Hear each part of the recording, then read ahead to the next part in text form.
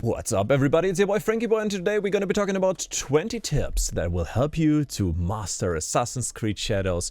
Stay tuned for that. What's up guys? Yeah, hopefully you are ready for a tip massacre today, because I played this game for 50 plus hours so far, and I think I can give you a tip or 20. Now, without further ado, tip number 1, how to unlock Yasuke. You unlock Yasuke after about 20 hours of gameplay, and then you can switch to play as Yasuke. Now, he will look like this giant, smashing everybody to the ground. And then you will be able to smash everybody to the ground as well with him, because he's OP and broken. Quick tip number 2, while running, you should definitely call your mount and keep on running in that direction that you want to, because what you just noticed is, yeah, you will eventually automatically mount up and still be on the track while approaching your target a little bit faster. You're so efficient. Congrats, you saved up 2 seconds of your life. Speaking of saving seconds, when you start with Naoe, the game is pretty tricky,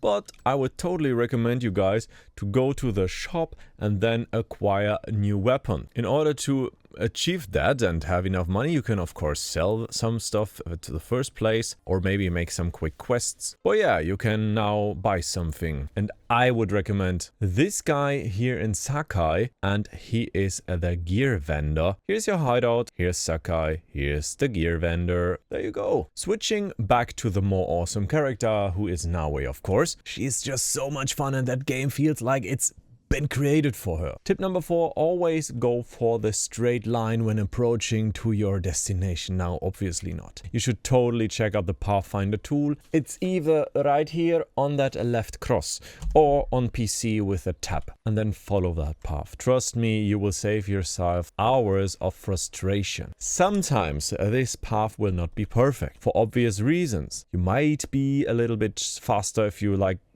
can somehow jump over this river and then save yourself 20 seconds. And I will always try that, but in the end I always end up wasting more time. So trust that Pathfinder tool. Tip number 5, exclamation mark priority.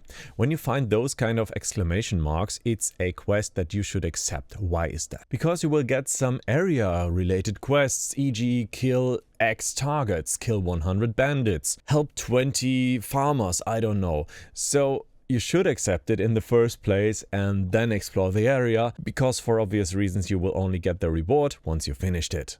Now I can say these quests here, these rewards, it's almost nothing, but for the start of the game it's worth something. Speaking of something, let's go to some kakurega. How awesome is that one that I just came from? Because tip number 6, unlock the kakuregas almost immediately if you can, and if you can afford them. For obvious reasons, they cost 800 bucks in the first place. But once you have them, you should definitely first browse the contracts. That's so awesome, because you can unlock areas on the map, e.g. other kakuregas, get of course some quests, which is always great, for some groschen as well. I'm still in Kingdom Come. But you can also unlock location guides for legendary chests. You of course have to then browse through those icons that you have dozens on the map if you play like me. But yeah, you can see here's a legendary chest in the middle of the water. Who would ever guess that? By the way, if you're interested in that one, maybe have a look. It's pretty near Osaka, the first big city that you will enter when you enter that game. Tip number 7, best skills to start with. I would say, while I don't love the katana too much, Tidal Wave is one of the best abilities, because it only costs 1 mastery point and it's an active ability, so you can make some use of your adrenaline, so get that one. Now we go through that skill tree. While at first you might not have kusarigama and tanto ready for you, you want to get the tools, and you want that smoke bomb. Best thing ever. You need that definitely. It's one of the best stealth tools in early game. Now is super weak, so you want to get that. Shallow water breathing, it's overrated and over advertised. I rarely used it. I did not use it once, only for educational purposes for videos. Same goes for the shoji door assassination. I think it's over advertised as well. I use tanto and kusarigama most of the time, while you could of course go into your inventory, change to a katana, then perform that assassination and change back. I don't think it's worth the time, but maybe at the start of the game, because Naoe is pretty weak straight up from the beginning, especially if you play an expert, which is fun, don't get me wrong. Speaking of the leveling system, it's as followed. first. You see I'm knowledge rank 4 on this save game. It's a mid-game save game right here. And for every knowledge point you get, you can unlock new skills. For the skills, you need those points, the mastery points, of course. And you can get them through level ups and other quests. Now, to increase your knowledge rank, you have to do these orange thingies here. Like the Kujikiri for Naoe, they are connected to story missions as well. The temples, the shrines. I think I will make a leveling guides for you guys so you know how to level up fast. Right now, you only need to know,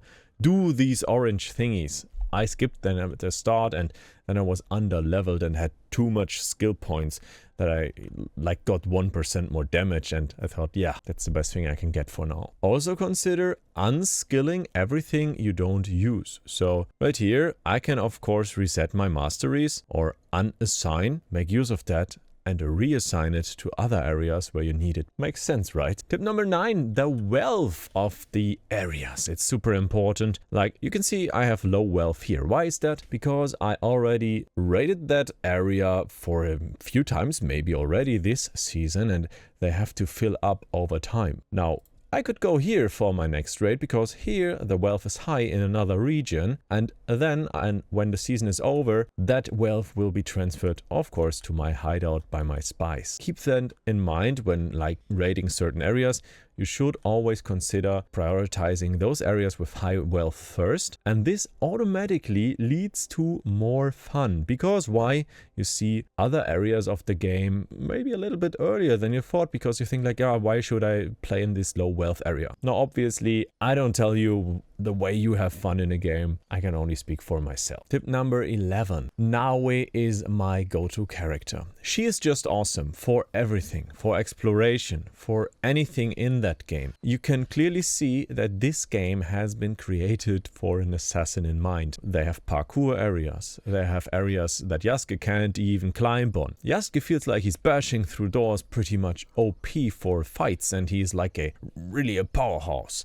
But now it just feels right. She feels perfect for that game, and I never played an assassin so agile as Naoe, and this is pure fun. So I went for one of the 2 playable characters as my favorite character, which is a great life hack, and made her my standard pick. Also the grappling hook is just great to have it, and then to climb up on those houses, use the trees as parkour options as well. Sometimes they are usable. Yeah, she's a great standard pick. And I eventually got frustrated a few times when I was playing Yasuke, and he was like, yeah, now we can only do that here, now I can only climb up there, so I got a little bit annoyed and only picked Naoe in the end. So tip number 12, some awesome gameplay options. Follow my lead to options gameplay. In the difficulty tuning, you can turn on guaranteed assassinations if you want to. Also, recommendation is to play on expert. It's super awesome because enemies might see you from the roofs or on the roofs, etc.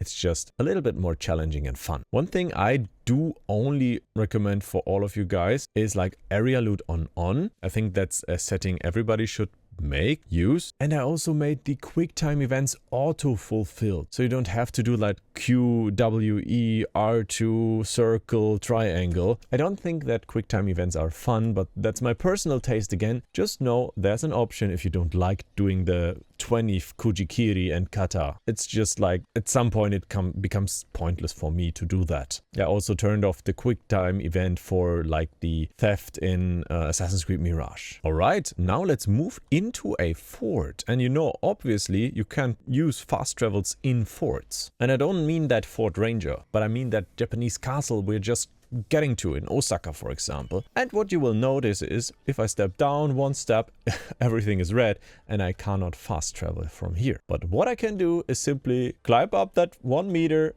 and now I can fast travel back somewhere else if I want to. Nice thing to know that you can also exit those castles through the highest viewing point here. Now, what are they up to here? What a nice little building. I know what you are wondering. When is winter coming? I'm a Game of Thrones fan, are you saying? And yeah, I can give you great news. I prepared a few save games for you guys, as you can see, and we're diving into that 18 hours save game, I think, because that's when I hit winter in the first place, and it came hard and it was tough. But eventually I was stark enough to survive winter even with Naoe. Funny thing, you can also like see the border where the snow is and where no snow is.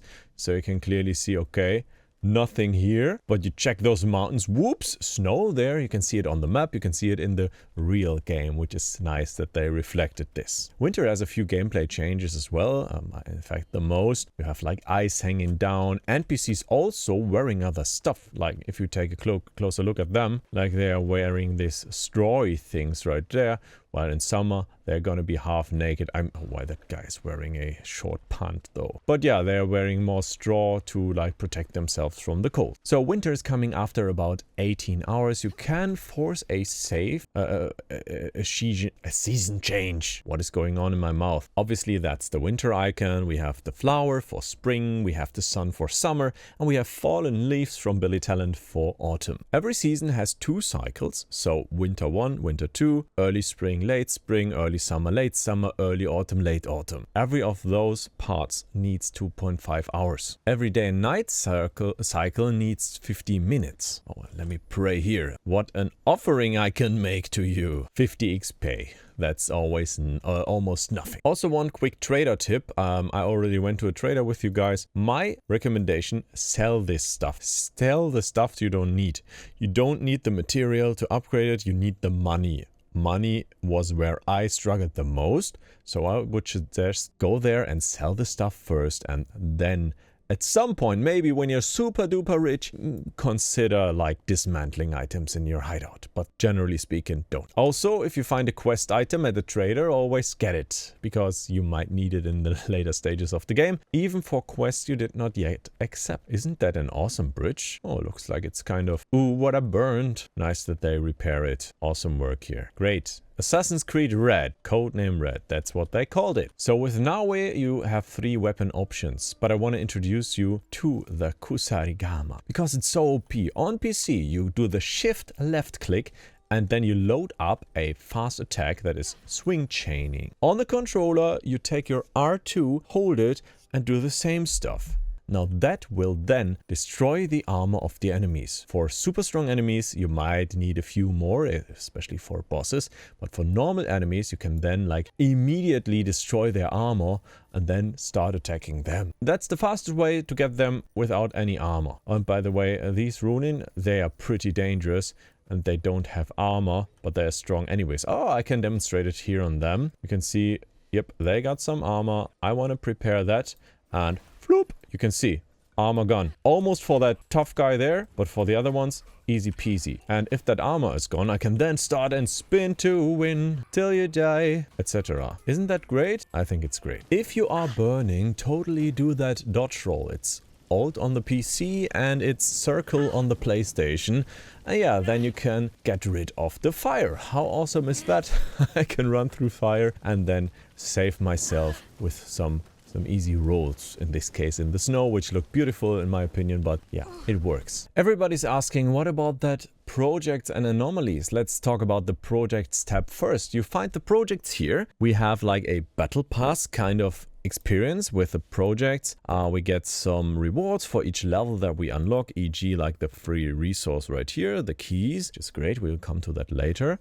You can do those projects through completing anomalies. How do you unlock anomalies? You have to get Yasuke first. After about 10 to 15 hours, I would say you get him, and then you get those weekly quests as well. Do them each week, Thursday to Thursday, and then you get like these points where you get some rewards, e.g. the points on the top right. So tip number 19, go to the exchange every day, because with that certain currency you can then get the daily selection. In this case it's only like cosmetic stuff, and I wouldn't recommend you guys getting that in the first place, but focus on armor and weapons first, of course. And this, to be honest, looks pretty interesting to me. I will acquire it now. Yeah, looks OP a little bit, right? Floop. Cannot be reversed. By the way, you will keep this on all of your save games. It's the new radar system, not only for that current save, but for all of your saves that you will then start. New game plus, you will have it and you will keep it. That's great. Now I cannot afford this set. But yeah, that's it for that. Oops, still in a fight. Let me load on my my real save now. Sounds about right. 33 hours in that game. Oh, and let's just put on this funny looking armor right here. Oh my gosh. Yeah, I mean, it kind of looks a little bit Black Flagish, while I prefer that aesthetic right here. Pretty nice. Yeah, just for tip number 20, I will still make a dedicated hideout video, but some quick tips. Here at the stash, you can get some resources that you might be getting. Obviously, in the main building, you can start customizing your hideout. Also for that right here, you can see how far you are in the story, which is great. And you can see I did everything, let's say it that way. And you can then here improve your hideout, or you go into the editable hideout area and then here improve your hideout, e.g. here. What I would recommend you guys is to first concentrate on the main rooms. Also focus on kakurega and obviously the forge. Forge is the best thing in the world. You need it to upgrade your legendary stuff. Engrave legendary stuff on other items. It's great. Getting more spies, etc. or scows is super rewarding, as well as improving the kakurega, so you have more as well as cheaper ones, which is great because you save money, and money is quite a limitation in this game. Next up, you go for the themed rooms and then try to build those. Interesting about this is that you can combine them to big rooms. Yeah, this one I can't, but in general you can, and you can see that you can then combine them, also adjust them, get some decorational sets going, maybe some weapons that you can put there, which is awesome. In my opinion, slot 2 needs obviously a bow from Yasuke. It's huge. And maybe Kanabo. Looks incredible as well. So there we go. New building in the building. Combining is cool. What you can also do is obviously to make paths and combine everything. But you can also have some sweet animals, e.g. baby fox is that. But there's a limit of, I think, 25 animals to your hideout. So yeah, you have to remove them and replace them if you want other animals there. Hopefully this helped you guys out and you learned something. Stick to the channel if that was the case. That would be super awesome. I'm more than happy to welcome you here. And also make sure to check out my last video on Assassin's Creed Shadows, which is a review. You might be interested in it because I played 50+ hours of that game, or you could check out this video right here. Thank you so much for sticking in, and I will speak to you in the next video, and goodbye.